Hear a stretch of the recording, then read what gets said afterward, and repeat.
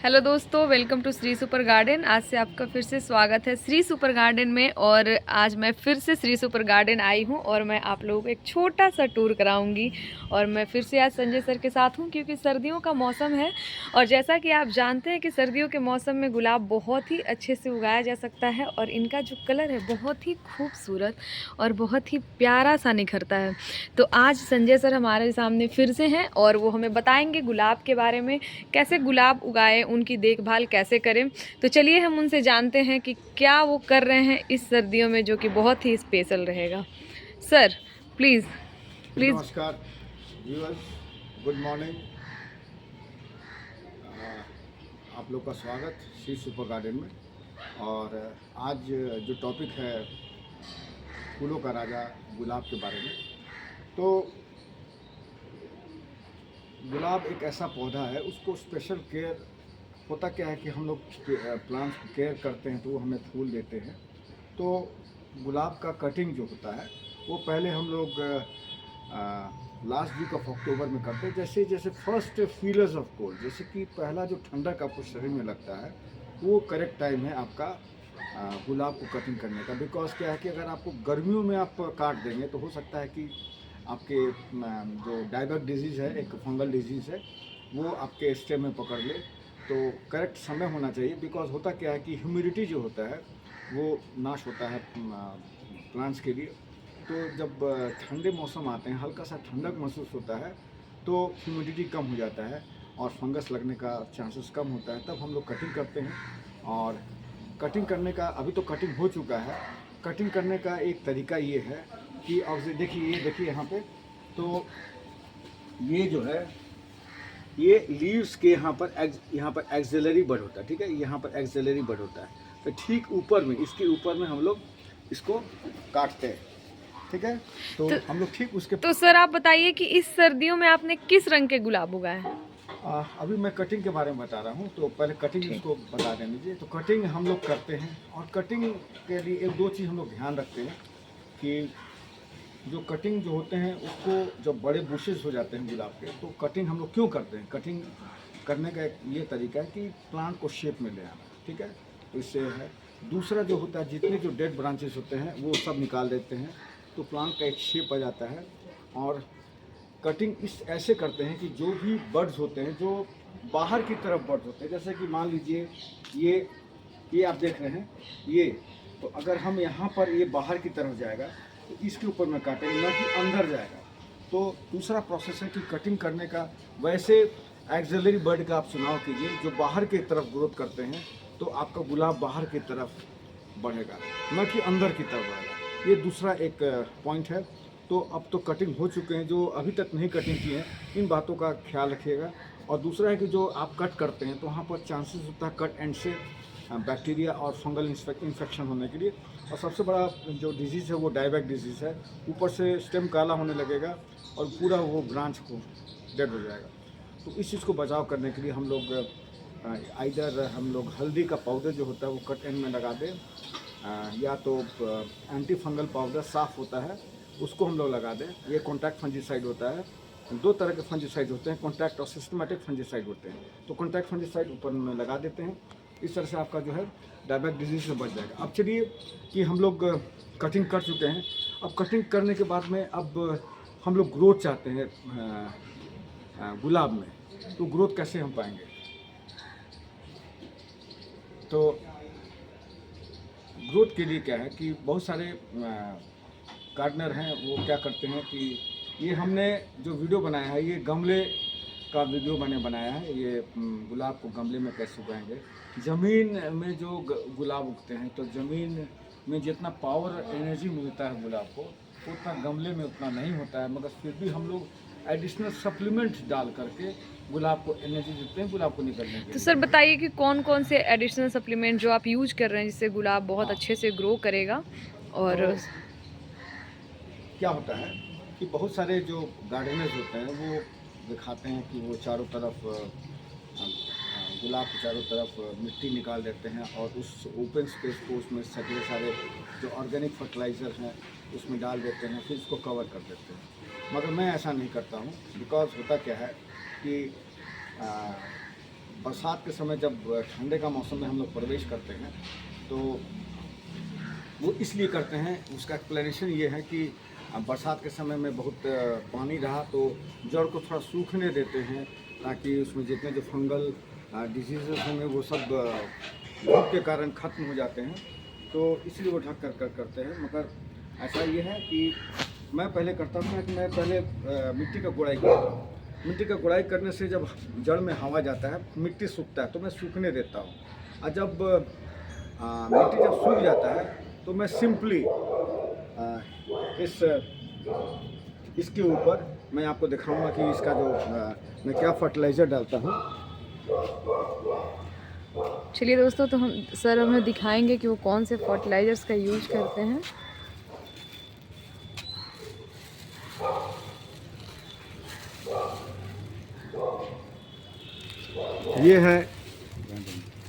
ये है bone meal, हड्डियों का खाद, और इसमें कैल्शियम होता है।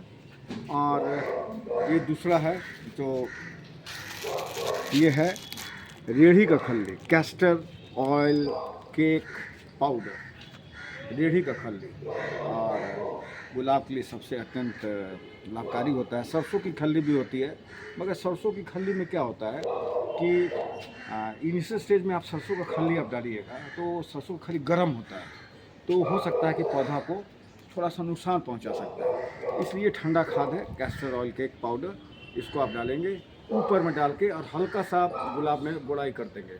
तो क्या है कि जब आप डाल के हल्का सा पानी जब आप डालेंगे ऊपर में, सिर्फ ऊपर में, तो क्या होता है कि उसमें बैक्टीरियल फंगल एक्शन होता है, और आप देखेंगे क्या कि आपका जो सॉइल का जो लेयर है वो वाइट रंग का ऊपर से भर जाता है। That is the friendly fungus जो होते हैं। फंगस क्या होते हैं कि माइक्रोरिजा होता है। जनरली हर फंगस बुरे नहीं होते हैं, एक माइक्रोरिजा फंगस होता है। वो क्या होता है कि वो प्लांट्स के रूट्स के अब्जॉर्प्शन को बढ़ा देता है, ये माइक्रोरिजा फंगस।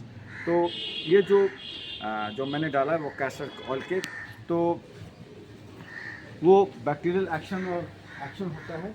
और क्या होता है कि ये पूरे जो है ये मिट्टी में हल्का सा गुड़ाई कर देना होता है। जैसे मैं आपको दिखाता हूँ कि कैसे मैं गुड़ाई करता हूँ। तो इस तरह से हल्का गुड़ाई आप देख सकते हैं कि कितना मिट्टी सॉफ्ट है, और मिट्टी जो है ये मॉइस्ट है। बिकॉज ज़मीन के बारे में इतना हम लोग ऐसा नहीं करते हैं कि हमेशा मॉइस्ट रखते हैं। ज़मीन में जो पौधा रहता है उसमें पानी पर्याप्त रहते हैं, मगर गमले के मिट्टी को हमें हमेशा मॉइस्ट रखना पड़ता है। तो ये तो रहा, और ये जो एयर जो जाता है, एयर फ्लो जब अंदर जाता है, एयर फ्लो का सर्कुलेशन होता है, तो ये बैक्टीरिया के ग्रोथ को बढ़ाता है, फंगल को फ्रेंडली बैक्टीरिया बढ़ाता है। फ्रेंडली बैक्टीरिया क्या होता है? जो एटमॉस्फेरिक नाइट्रोजन जो होता है, या जो ऑर्गेनिक मैटर हमने जो डाल रखे हैं, जो उसमें नाइट्रोजन लॉक्ड है, क्योंकि ये जो कैस्टर ऑयल केक है इसमें प्रचुर मात्रा में नाइट्रोजन होते हैं और सारे नेसेसरी न्यूट्रिएंट्स होते हैं। तो बैक्टीरिया उस पर एक्शन करके उसके नाइट्रोजन को प्लांट्स को प्रोवाइड करता है, और वो धीरे धीरे लेते रहता है। और कैसे आप पता लगाएंगे कि प्लांट्स का ग्रोथ आपका ठीक चल रहा है, आपने ठीक केयर किया है? तो आप देखिए ये जो पौधा है, ये देखिए इसमें बर्ड्स भी आना शुरू हो गए हैं, ये देख रहे हैं। और आप देख सकते हैं कि कहीं भी कोई पत्ते में कर्लिंग नहीं हुआ है, किसी तरह का कोई बीमारी नहीं दिख रहा है। और अभी आज नवंबर का महीना है, मिड नवंबर का महीना है, अभी से फूल आने शुरू हो गए। इसका मतलब है कि जो फ्लावर्स सही समय पर आना चाहिए। ऐसा नहीं है कि हमने रोज़ लगाया और जब हमको रोज़ मिलना शुरू किया लेट में। जनरली स्प्रिंग सीजन में ऐसा ऋतु होता है कि हर एक पौधा जो होता है फूल से भर जाते हैं। तो हमको लेना है सर्दियों में इसका फूल, और सर्दियों में इसमें बेहतरीन कलर आता है। तो सर बताइए कि इस बार आपने कौन से गुलाब लगाए हैं? किस रंग के मैं गुलाब, ज़्यादा- आप मैं कौन ज़्यादा- से मैं रंग का ज़्यादा- गुलाब ज़्यादा पसंद करते हैं? हाँ, मैं एक्चुअली गुलाब के बारे में आपको बताना चाहता हूँ कि गुलाब विभिन्न तरह के होते हैं। जो लोग अपार्टमेंट होते हैं, फ्लैट में रहते हैं और जिनके बालकनी में 2-3 घंटे का भी धूप आता है, 4 घंटे का धूप आता है, बिकॉज रोज़ जो होते हैं सर्दियों के मौसम में धूप बहुत पसंद करते हैं और धूप के वजह से उनमें फ्लावरिंग होता है। ये करके अगर धूप की कमी होगी तो फ्लावरिंग कम आएंगे, छोटे आएंगे और उसमें जो कलर का जो डेवलपमेंट होता है वो पूरा नहीं होके आएगा। और गुलाब का जो ब्यूटी होता है वो डिपेंड करता है, जैसे कोई होते हैं जो गुलाब जो शो में ले जाते हैं, अपने रोज़ शो में आते हैं, गुलाब में कंपटीशन में ले जाते हैं, तो कंपटीशन में क्या देखते हैं, जो जजेस होते हैं वो देखते हैं कि गुलाब का फॉर्म कैसा हुआ है, उसका फॉर्म कैसा है, उसका साइज़ क्या है, उसका कलर क्या है, और गुलाब जो होते हैं उसका जो पेडिसिल होता है, जो गुलाब का जो डंठल होता है वो कितने बड़े हैं। तो वो चीज़ सारे जो है गुलाब की खूबसूरती को बढ़ाते हैं। वो प्रोफेशनल जो ग्रोअर्स होते हैं रोज़ वो लोग करते हैं, मगर बहुत लोग प्रोफेशनल नहीं होते हैं, तो सिंपली अपने अपार्टमेंट्स में वैसे गुलाब का चुनाव कीजिए जैसे गुलाब का चुनाव करना पड़ता है कि हम कहाँ उगाने वाले हैं। अगर ज़मीन में हम लोग को गुलाब उगाना है तो बड़े वैरायटीज़ के गुलाब हम लोग चुनेंगे। अगर गमले में अगर गुलाब को उगाना है तो ड्वार्फ वैरायटी चुनेंगे। ड्वार्फ वैरायटी का क्या होता है कि वो छोटे होते हैं मगर ढेर सारे फूल उसमें निकलते हैं। उनके फूल छोटे आते हैं मगर उसमें कलर्स भी रहते हैं, बहुत सुंदर कलर्स होते हैं। मगर बड़े गुलाब लेने के लिए आपको धूप ज़्यादा होना चाहिए और पॉट का साइज़ बड़ा होना चाहिए। अब जैसे मैं आपको दिखा रहा हूँ कि एक गुलाब है, अब जैसे मैं दिखा रहा हूँ कि एक जगह मैं अभी मेरे पास धूप लग रहा है, ठीक है, और मैं एक गुलाब लगाया हूँ अभी 1 महीना पहले। चलिए मैं ले चलता हूँ, मैं इसका स्टेटस आपको दिखा रहा हूँ।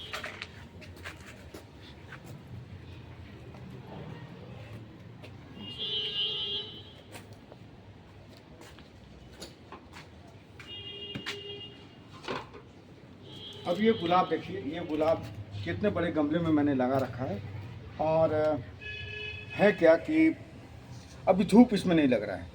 इससे धूप सिर्फ 2 घंटा 2.5 घंटा मिला है, फिर ये शेड में चला आता है, फिल्टर्ड सनलाइट में आ जाता है और आप देख सकते हैं कि किस तरह से नए नए पत्ते का ग्रोथ हो रहा है। और ऊपर मैंने डाल रखा है आपको वही रेड़ी का खल्ली डाल रखा है और वर्मी कंपोस्ट। वर्मी कंपोस्ट बहुत ही अच्छा खाद होता है। वर्मी कंपोस्ट जो होते हैं, केचुआ जो होता है ना, केचुआ जो है ऑर्गेनिक मैटर पर वो फीड करता है और फिर उसमें जो वर्मी कास्ट, उसको वर्मी कास्ट भी कहते हैं, वर्म से निकलते हैं और वो बहुत ही लाभदायक होते हैं पौधे के लिए। तो मैंने वर्मी कंपोस्ट भी डाल रखा है इसमें और फिर ऊपर से डाला है, खोद के मैंने नहीं डाला है, ऊपर से डाला है। और फिर उसमें मैंने डाला है कैस्टर ऑयल केक और फिर बोनमेल। ये 3 चीज़ से मैंने शुरुआत किया है। अब क्या है कि जब फ्लावर्स, जब बर्ड आने वाले होंगे, जब बर्ड आने वाले होंगे, उसके लिए अलग फर्टिलाइजिंग मैं करता हूँ, बीच बीच में कभी कभी डालता हूँ। मैं आपको दिखाता हूँ क्या मैं करता हूँ। सर, तो फर्टिलाइजर्स के आप नाम शेयर करेंगे हमारे साथ कि कौन से फर्टिलाइजर्स आप यूज करते हैं? मैंने बताया ना कि ऑर्गेनिक मैटर जो होता है ना, वो कैस्टर ऑयल पाउडर जो मैंने दिखाया आपको और बोनमेल, ठीक है जी। तो इसमें नेसेसरी न्यूट्रिएंट्स होते हैं, माइक्रो न्यूट्रिएंट्स और मैक्रो न्यूट्रिएंट्स दोनों रहते हैं, जो बैक्टीरियल एक्शन के द्वारा वो धीरे धीरे ऐड करके और प्लांट्स को धीरे प्रोवाइड करते हैं। मगर बहुत सारे लोग हैं जो अगर फास्ट आपको रिजल्ट चाहिए तो केमिकल फर्टिलाइज़र का यूज़ करते हैं, जैसे कि NPK 19-19-19 NPK 19-19-19 है। उसमें तीनों न्यूट्रिएंट्स होते हैं, नाइट्रोजन, फॉस्फोरस एंड पोटेशियम। सो ये, मगर मैं अगर कभी डालना होता है तो मैं यूज़ करता हूँ DAP, डाई अमोनियम फॉस्फेट। उसमें नाइट्रोजन और फॉस्फोरस है और पोटाश जो है मैं बाद में डालता हूँ जब फूल है, जब वो फूल खिलने वाले होते हैं। जैसे कि मान लीजिए ये बर्ड का जो स्टेज है, ये बर्ड का स्टेज आ गया है। अब ये बर्ड का स्टेज आया, अभी तक मैंने इसमें कोई भी केमिकल्स नहीं डाला है, DAP नहीं डाला है, मैंने पोटाश नहीं डाला है, सिंपली ऑर्गेनिक मैटर से ये कर रहा है। और आप देख सकते हैं कि ऑर्गेनिक मैटर होता क्या है कि ये स्लो रिलीजिंग खाद होता है। ये स्लो रिलीजिंग, ये हार्मफुल नहीं होते हैं। हाँ, मगर इसको भी एक कैलकुलेटेड अमाउंट में देना चाहिए। होता क्या है कि आप यदि ज़्यादा अगर देते हैं तो जैसे वर्मी कंपोस्ट आप ज़्यादा दे दिए तो ये जो डिकम्पोज होते हैं तो इससे क्या बनता है, इससे ह्यूमिक एसिड बनता है। ह्यूमिक एसिड जो होता है वो सॉइल के पीएच को कम करता है, तो सॉइल जो है स्लाइटली एसिडिक सॉइल में अच्छा ग्रो करता है, तो वो ठीक है। मगर बहुत ज़्यादा डाल दीजिएगा, बहुत ज़्यादा पीएच लो हो जाएगा, वो आपको डिस्ट्रॉय करेगा। और होता क्या है कि जो चूँकि मैं बॉटनी का स्टूडेंट हूँ इसलिए मैं जानता हूँ, इसलिए मैं आपको बता पा रहा हूँ कि अगर हम लोग ये जो रेड़ी का खल्ली हमने जो डाला है इसमें जो कैल्शियम डाला है, तो बैक्टीरियल एक्शन से वो धीरे धीरे एक्ट करके कैल्शियम अनलॉक करते हैं बोन मिल से। और तो ये जो आते हैं तो उसका जो जड़ जो होता है, तो जैसे ये हम डालेंगे, जब ये इसका फेवरेबल सीज़न होता है, फेवरेबल सीज़न का मतलब होता है कि सर्दियों के मौसम में ये इसका मेटाबॉलिज्म फास्ट होता है, ये ग्रो करते हैं, ये फूल देते हैं। गर्मियों के मौसम में क्या होता है कि इनका मेटाबॉलिज्म ये विपरीत परिस्थिति में आ जाते हैं, ये हाई टेम्परेचर। सर तो गर्मियों में मतलब गुलाब उगाना थोड़ा मुश्किल होगा। हाँ मुश्किल है, मैंने गर्मियों में रंग नहीं आएंगे, अगर आते भी कितना भी आप केयर कीजिएगा तो डिसकलर गुलाब निकलेंगे, छोटे से हो जाएंगे साइज़। तो जाड़ों का मौसम जो होता है इनके एडाप्टेशन के लिए अनुकूल है, और ये बड़े साइज़ के फूल लाते हैं और उसमें रंग बहुत सुंदर आता है। तो ये सारा चीज़ है। और इसके लिए फिर जब ये बर्ड स्टेज में आएंगे तो ये देखिए मैं इसके लिए भी सेम चीज़ करता हूँ। ये जो गुलदाउदी के पेड़ है मेरे, और ये गुलदाउदी को मैंने पिंच कर दिया है ऊपर से। ये तो जॉइंट वैरायटी साइज़ के जो गुलदाउदी हैं, और ये पिंच कर दिए ताकि मुझे और सारे ढेर सारे गुलदाउदी मिले। और देखिए इसके बाद आगे मैं क्या करता हूँ आपको मैं दिखाता हूँ। तो ये देखिए ये इसमें मैंने डाल रखे हैं, ये लिक्विड मैन्योर है, इसमें मैंने डाल रखे हैं वही कैस्टर ऑयल केक। और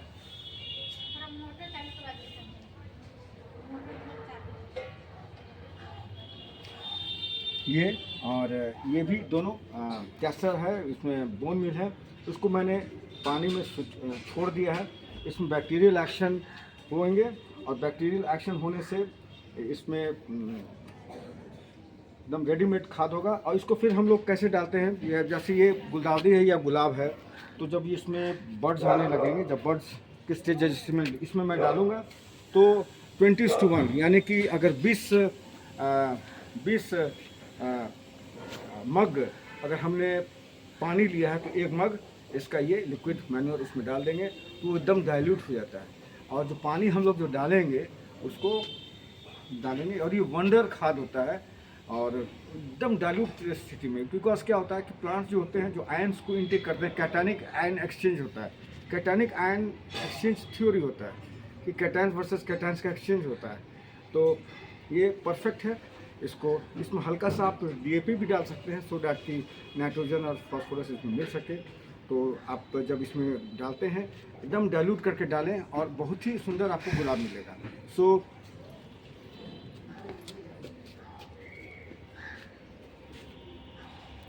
मैंने जो बताया है आप अगर इन पर आप ये तो करेंगे, अब इसमें आप कोई भी पेस्ट अटैक नहीं देख रहे हैं तो। और अभी मैं ना तो इसमें नीम ऑयल का स्प्रे कर रहा हूँ, बिकॉज अननेसेसरी जब कोई आप विजिबल कोई इंसेक्ट का इसमें अटैक आप नहीं देख रहे हैं तो क्यों हम डालेंगे।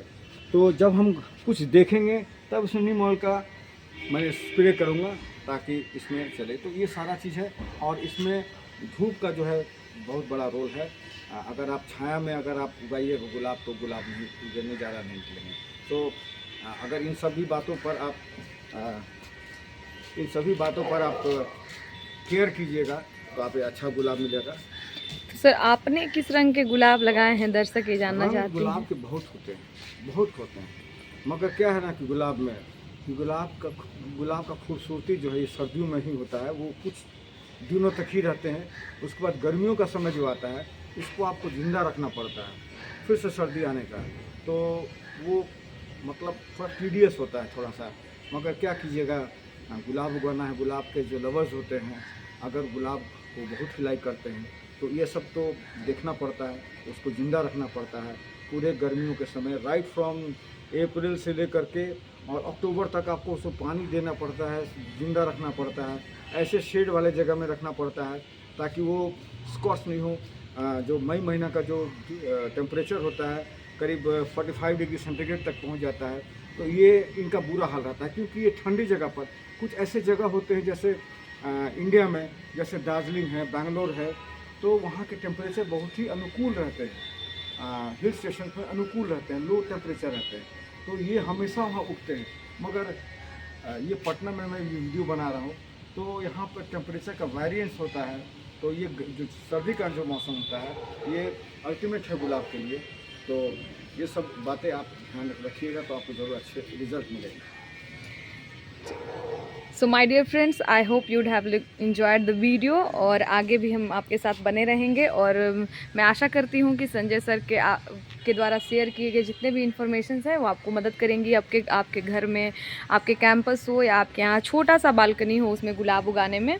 तो आप वीडियो को एंजॉय कीजिए, उसे देखिए और ज़्यादा से ज़्यादा शेयर कीजिए, एंड लाइक और सब्सक्राइब करना तो बिल्कुल ना भूलें, और ज़्यादा से ज़्यादा इसे अपने दोस्तों से भी सब्सक्राइब करवाइए ताकि वीडियो की रीच बढ़े और लोगों के पास इन्फॉर्मेशन पहुँचे। Thank you so much and see you in the next video.